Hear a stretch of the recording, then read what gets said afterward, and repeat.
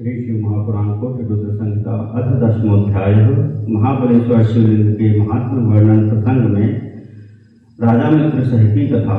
सूतवाच श्रीमतीक्ष्वाकुवंशे ही राजा परम धार्मिक आसीन मित्र सहो नाम श्रेष्ठ सर्वधनुष्मताम। सूत जी बोले, हे महर्षियों, समृद्धि संपन्न इक्ष्वाकु वंश में परम धार्मिक तथा सभी धनुषधारियों में श्रेष्ठ मित्र सह नामक राजा था। तस्य राजस धर्मिष्ठा मदयंती प्रिया शुभा दमयंती नलस्येव बभूव विदिता सती। उस राजा की मदयंती नामक धर्मनिष्ठ तथा कल्याणमयी पत्नी थी, जो कि राजा नल की प्रसिद्ध गुण वाली साध्वी दमयंती के समान सतीत्व संपन्न थी। स एकदा ही मृगया स्नेही मित्र सहो नृपः महद्बलेन संयुक्तो जगाम गहनम वनम। आखेट में रुचि रखने वाला वह राजा मित्र सह एक बार विशाल सेना को साथ लेकर घने वन में गया। विहरंस्तत्र स नृपः कमठाहवं निशाचरं निजघान महादुष्टं साधु पीडाकरं फलम्। अथ तस्यानुजः पापी जयेयं छद्म नैवतं मत्वा जगाम नृपतेरन्तिकं छद्मकारकः। वहाँ घूमते हुए उस राजा ने साधुओं को दुख देने वाले महादुष्ट तथा नीच कमठ नामक राक्षस को मार डाला। तब उस निशाचर का पापी छोटा भाई, मैं एक राजा को छल से जीत लूंगा, ऐसा निश्चय करके कपट रूप धारण कर राजा के पास गया। तम विनम्राकृतिं दृष्ट्वा भृत्यतां कर्तुमागतं चक्रे महान साध्यक्षं ज्ञानात् महीपतिः। उसे विनम्र आकृति वाला तथा सेवा करने के लिए आया हुआ देखकर उस राजा ने बिना सोचे समझे उसे रसोई का अध्यक्ष बना दिया। अथ तस्मिन् वने राजा कियत्कालं रहत्य सह निवृत्तो मृगयां हित्वा स्वपुरीमाययौ मुदा। उसके अनंतर कुछ समय तक उस वन में विहार करके वह राजा शिकार के से निवृत्त हो उस वन को छोड़कर आनंद पूर्वक अपने नगर को लौट आया।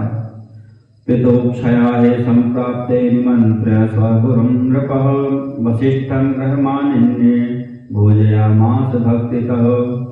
उसके बाद राजा के पिता का श्राद्ध दिन आने पर अपने गुरु वशिष्ठ जी को आमंत्रित कर उन्हें घर बुलाया और भक्ति पूर्वक भोजन कराया। रक्षसा सूद रूपेण सम्मिश्रित नरामिषं शाकामिकं पुरः क्षिप्तं दृष्ट्वा गुरुरुत्था ब्रवीत। रसोई का रूप धारण करने वाले उस राक्षस ने वशिष्ठ जी के सामने मनुष्य के मांस से मिश्रित शाकामिष परोसा। तब गुरु इसे देखकर कहने लगे, गुरुवाच धिक्त्वां नरामिषं राजन् त्वयैतच्छद्मकारिणा खलेनोपहृतं मह्यं ततो रक्षो भविष्यसि। रक्षाकृतं स विज्ञाय तदैवं स गुरुस्तदा पुनर्विमृश्यतं शापं चकार द्वादशाब्दिकम्। गुरुजी बोले, हे राजन, तुम्हें धिक्कार है। जो कि कपटी तथा दुष्ट तुमने मुझे मनुष्य का मांस परोस दिया, अतः तुम राक्षस हो जाओ। पुनः इसे उस राक्षस का कृत्य जानकर उन गुरु ने विचार करके उस शाप की अवधि 12 वर्ष पर्यंत कर दी। स राजानुचितं शापं विज्ञाय क्रोधमूर्छितः जलाञ्जलिं समादाय गुरुं शप्तुं समुद्यतः। तदा च तत्प्रिया साध्वी मदयन्ती सुधर्मिणी पतित्वा पादयोस्तस्य शापं तं हि निवारयत्। तब वह राजा गुरु के द्वारा बिना सोचे समझे दिए गए उस शाप को अनुचित जानकर क्रोध से व्याकुल हो गया और अंजलि में जल लेकर गुरु को शाप देने को उद्यत हुआ। तब उसकी धर्मशीला पतिव्रता स्त्री मदयंती ने उसके चरणों में गिरकर उसे गुरु को शाप देने से मना किया। ततो निवृत्त शापस्तु तस्यावचन गौरवात् तत्याज पादयोरंभ पादौ कल्मषतां गतौ। तब राजा अपनी पत्नी की बात आदर करके तब राजा अपनी पत्नी की बात का आदर करके शाप देने से रुक गया और उसने जल को अपने चरणों पर गिरा दिया, जिससे उसके चरण काले पड़ गए। तथा प्रभृति राजा भूत लोकेस्मिन् मुनीश्वराः कल्मषांस घृति विख्यात प्रभावात् तज्जलस्य हि। हे मुनीश्वरों, उसी समय से वह राजा उस जल के प्रभाव से इस लोक में कल्माशपाद नाम से प्रसिद्ध हुआ। राजा मित्र सह शापाद गुरोर ऋषिवरस्य हि बभूव राक्षसो घोरो हिंसकोपनगोचरः स बिभ्रद्राक्षसं रूपं कालान्तकयमोपमं चखाद विविधान् जन्तून् मानुषादीन वनेचरः। तदनंतर ऋषि श्रेष्ठ गुरु के शाप से वह राजा मित्रसह वन में विचरण करने वाला भयानक हिंसक राक्षस हो गया। कालांतर यम के समान राक्षस रूप धारण कर वह राजा वन में घूमता हुआ अनेक प्रकार के जंतुओं एवं मनुष्यों का भक्षण करने लगा। स कदाचित् वने क्वापि रममाणो किशोरको अपश्यदन्तकाकारो नवोढवो मुनिदंपति राक्षस स नराहारः किशोरं मुनिनंदनं जग्धुं जग्राशापातो व्याघ्रो मृगशिशुं यथा। यमराज के समान रूप वाले उस राक्षस ने किसी समय वन में विहार करते हुए किन्हीं नवविवाहित किशोर मुनि दंपति को देखा। तब मनुष्य का आहार करने वाले उस शापग्रस्त राक्षस ने किशोर मुनि पुत्र को खाने के लिए इस प्रकार पकड़ लिया जिस प्रकार व्याघ्र मृग शावक को पकड़ लेता है। कक्षे गृहीतं भर्तारं दृष्ट्वा भीता च तत्प्रिया सा चक्रे प्रार्थनां तस्मै वदति करुणं वचः। इसके बाद राक्षस द्वारा कांच में दबाए गए अपने पति को देखकर उसकी पत्नी भयभीत होकर करुण वचन बोलती हुई उससे प्रार्थना करने लगी। प्रार्थमानोऽपि बहुशः पुरुषादः स निर्घृणः चखाद शिरोत्कृत्य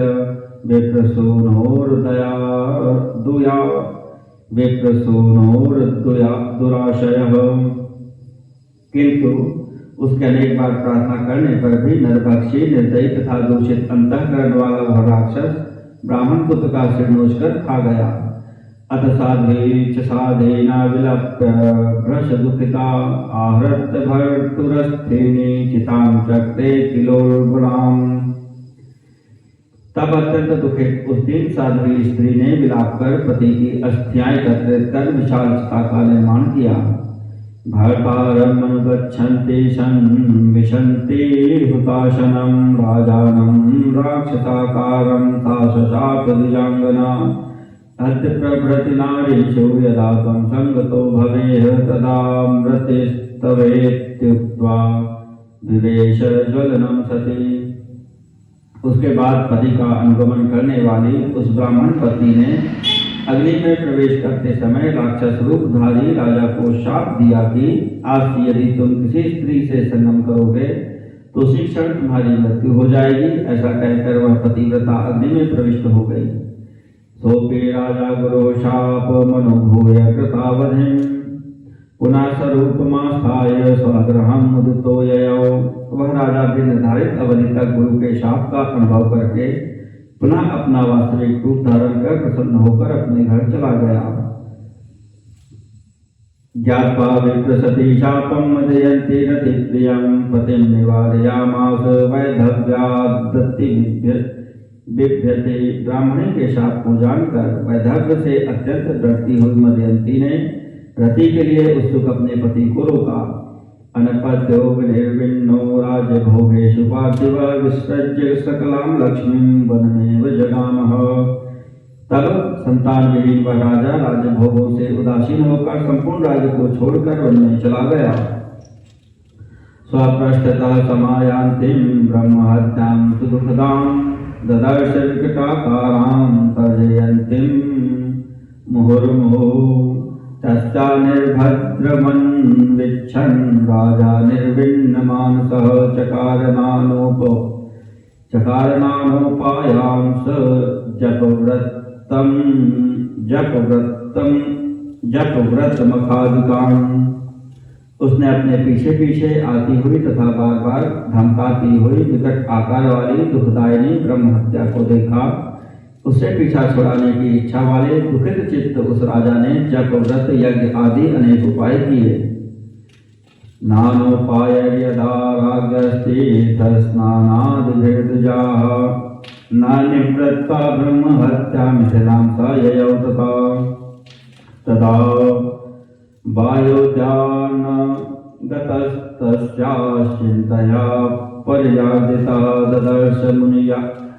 ददर्श मुनि मायान्तं गौतमं पार्थिवश्च सह। हे ब्राह्मणों, जब तीर्थ स्नान करके अनेक उपायों से भी राजा की ब्रह्म हत्या दूर नहीं हुई, तब वह राजा मिथिलापुरी चला गया। उस ब्रह्म हत्या की चिंता से अत्यंत दुखित वह राजा मिथिलापुरी के बाहर उद्यान में पहुंचा। वहां उसने मुनि गौतम को आते हुए देखा। अभिसत्य सराजेन्द्रो गौतमं विमलाशयं तद्दर्शनात् किंचित कह प्रणनाम मुहुर्मुहुः। राजा ने शुद्ध अंतःकरण वाले उन महर्षि के पास जाकर उनके दर्शन से कुछ शांति प्राप्त करके बार बार उन्हें प्रणाम किया। अथ तत्पृष्ट कुशलो दीर्घमुष्णं च निश्वसन् तत्कृपाद दृष्टि संप्राप्त सुख प्रोवाच तं नृपः। उसके अनंतर ऋषि ने उसका कुशल मंगल पूछा। तब उनकी कृपा दृष्टि से कुछ सुख का अनुभव करके दीर्घ तथा गर्म श्वास लेकर राजा ने उनसे कहा। राजोवाच मुने मां बाधते योखा ब्रह्म हत्या दुरत्यया अलक्षिता परस्तात तर्जयन्ति पदे पदे। राजा बोले, हे मुने, हे तात, दूसरों के द्वारा न देखी जा सकने वाली यह दुस्तर ब्रह्म हत्या पग पग पर धमकी देती हुई मुझे बहुत दुख दे रही है। यन्मया शापदग्धेन विप्रपुत्रश्च भक्षितः तत्पापश्च न शान्ते प्रायश्चित्तसहस्रकैः। शापग्रस्त होने के कारण जो मैंने ब्राह्मण पुत्र का भक्षण किया था, उस पाप की शांति हजारों प्रायश्चित करने पर भी नहीं हो पा रही है। नानोपाया कृता मे तच्छान्त्यै भ्रमता मुने नानिवृत्ता ब्रह्म हत्या मम पापात्मनः किमु। हे मुने, इधर उधर घूमते हुए उसकी शांति के लिए मेरे द्वारा अनेक उपाय किए गए, फिर भी मुझ पापी की ब्रह्म हत्या निवृत्त नहीं हुई। अद्य मे जन्म साफल्यम संप्राप्तमेव लक्ष्ये यतस्त्वद्दर्शनादेव ममानंद भरो भवत्। आज मुझे मालूम पड़ता है कि मेरा जन्म सफल हो गया, क्योंकि आपके दर्शन मात्र से मुझे विशेष आनंद प्राप्त हो रहा है। अद्य मे तव पादाब्ज शरणस्य कृतैनतः शान्तिं कुरु महाभाग येनाहं सुखमाप्नुयाम्। अतः हे महाभाग, आपके चरण कमल की शरण में आए हुए मुझ पाप कर्म को शांति प्रदान कीजिए, जिससे मैं सुख प्राप्त कर सकूं। सूतुवाच इति राजा समादिष्टो गौतमः करुणारुद्रधीः समादिदेश घोराणां गानां साधु निष्कृतिम्। सूत जी बोले, हे ऋषियों, राजा के इस प्रकार प्रार्थना करने पर करुणा से आर्द्र चित्त वाले गौतम जी ने घोर पापों से छुटकारा पाने के लिए राजा को श्रेष्ठ उपाय बताया। गौतमवाच साधु राजेन्द्र धन्योऽसि महाधेभ्यो भयं त्यज शिवे शास्त्री भक्तानां क्व भयं शरणैषिणाम्। गौतम जी बोले, हे राजेंद्र, तुम धन्य हो। अब तुम महापापों के भय का त्याग करो। सब पर शासन करने वाले शिव के रहने पर उनके शरणागतों को भय कहाँ। शृणु राजन महाभाग क्षेत्रमन्यत् प्रतिष्ठितं महापातक संघारी गोकर्णाख्यं शिवालयम् तत्र स्थितेन पापानां महद्भयो महतामपि महाबलाभिधानेन शिव सन्निहितः स्वयं। हे राजन, हे महाभाग, सुनो, महापातकों को दूर करने वाला गोकर्ण नामक एक अन्य प्रसिद्ध शिव क्षेत्र है। वहां पर शिव जी महाबल नाम से स्वयं विराजमान रहते हैं। वहां बड़े बड़े पाप भी टिक नहीं सकते। सर्वेषां शिवलिंगानां सार्वभौमो महाबला चतुर्युगे चतुर्वर्णः सर्वपापापहारकः। महाबलेश्वर लिंग सभी लिंगों का सार्वभौम सम्राट है, जो 4 युगों में 4 प्रकार के वर्ण धारण करता है और सभी प्रकार के पापों को विनष्ट करने वाला है।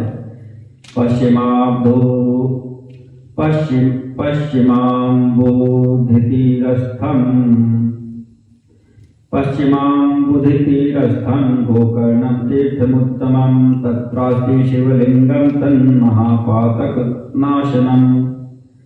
तत्र गत्वा महापापाः स्नात्वा तीर्थेषु भूरिशा महाबलं च सम्पूज्य प्रयाताः शंकरं पदम्। पश्चिमी समुद्र के तट पर उत्तम गोकर्ण तीर्थ स्थित है। वहां पर जो शिवलिंग है वह महापातकों का नाश करने वाला है। महापापी भी वहां जाकर सभी तीर्थों में बारंबार स्नान कर महाबलेश्वर की पूजा कर शैव पद को प्राप्त हुए हैं। तथा त्वमपि राजेन्द्र गोकर्णं गिरिशालयं गत्वा सम्पूज्यतं लिंगं कृतकृत्यत्वमाप्नुयाः। तत्र सर्वेषु तीर्थेषु स्नात्वाभ्यर्च्य महाबलं सर्वपापविनिर्मुक्तः शिवलोकं त्वमाप्नुयाः।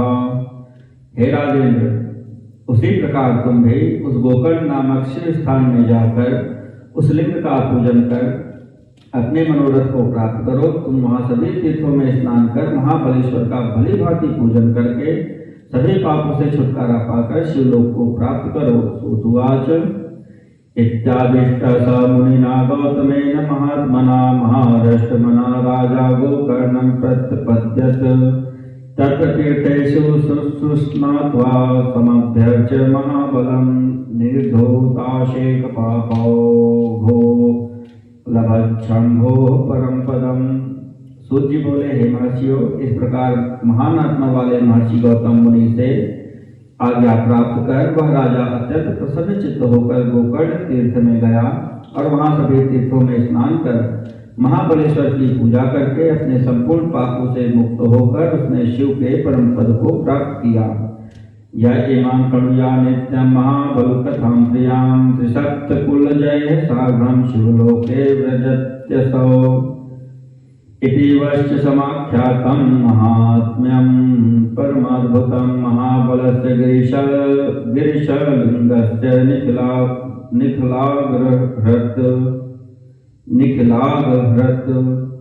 जो मनुष्य महाबलेश्वर की इस प्रिय कथा को नित्य सुनता है वह 21 पीढ़ी के वंशजों सहित शिवलोक को जाता है। हे महर्षियों, इस प्रकार मैंने आप लोगों से महाबलेश्वर नामक शिवलिंग के सर्व पापनाशक परम अद्भुत महात्मा का वर्णन किया। इति श्री शिव महापुराणे चतुर्थ्यां कोटिरुद्र संहितायां महाबलाह शिवलिंग महात्म वर्णनम नाम 10वां अध्याय।